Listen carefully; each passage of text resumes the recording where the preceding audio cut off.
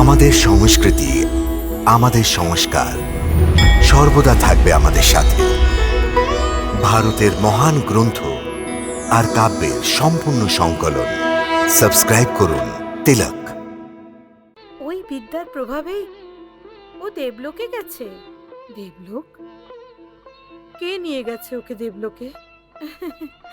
দেবীরতী। দেবীরতী যুগ যুগ ধরে কামদেবের প্রতীক্ষা করছিল। প্রদ্যুম্নকে যুবাবস্থায় পরিণত করার পর ও আর অপেক্ষা করতে পারেনি। ও নিজের দৈবিক বিদ্যায় ওকে দেবলোকে নিয়ে গেছে।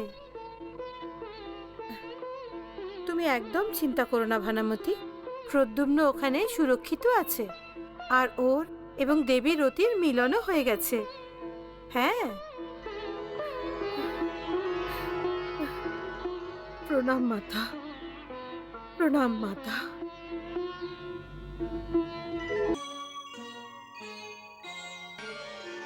तदारी धनी दी देरे ना तदारी धनी दी देरे ना तुम तना ना ना ना तुम तना ना ना तुम तना ना ना तुम तना ना ना हमारे प्रेम कीले ज्योत तारे जगमगाते हैं। शुभ आशीर्वाद देवी देवता हम पर लुटाते हैं। हमारे मिलन के शुभ शुभ सभी संकेत मिलते हैं।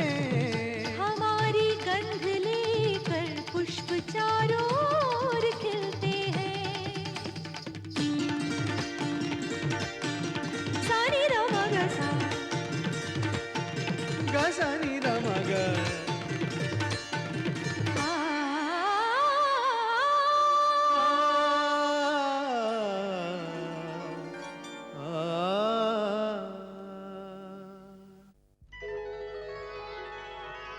নারায়ণ নারায়ণ। প্রণাম প্রভু।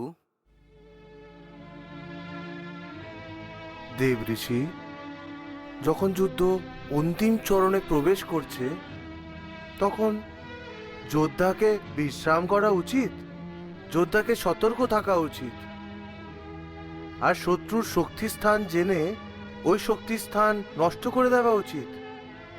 কিন্তু এখানে তো আমাদের সেনাপতি সব কিছু ভুলে রণভূমি এবং শত্রুর থেকে দূরে বিশ্রাম করছে। আপনি বলুন ভগবান, যে এখন কি করা উচিত? রতি এবং কামদেবের মিলন কি করে শেষ করতে হবে? দেব ঋষি, সোমরাসুরের সাথে যুদ্ধ করার আগে প্রদ্যুম্নকে ভানামতি থেকে মায়াবী বিদ্যাও গ্রহণ করতে হবে।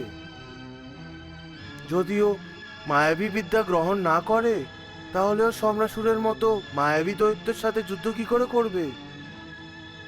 আপনি তো দেখছিলেন যে সোমরাসুরের মায়াবী অসুরেরা কিভাবে প্রদ্যুম্নকে খুঁজে বেড়াচ্ছিল। নারায়ণ নারায়ণ।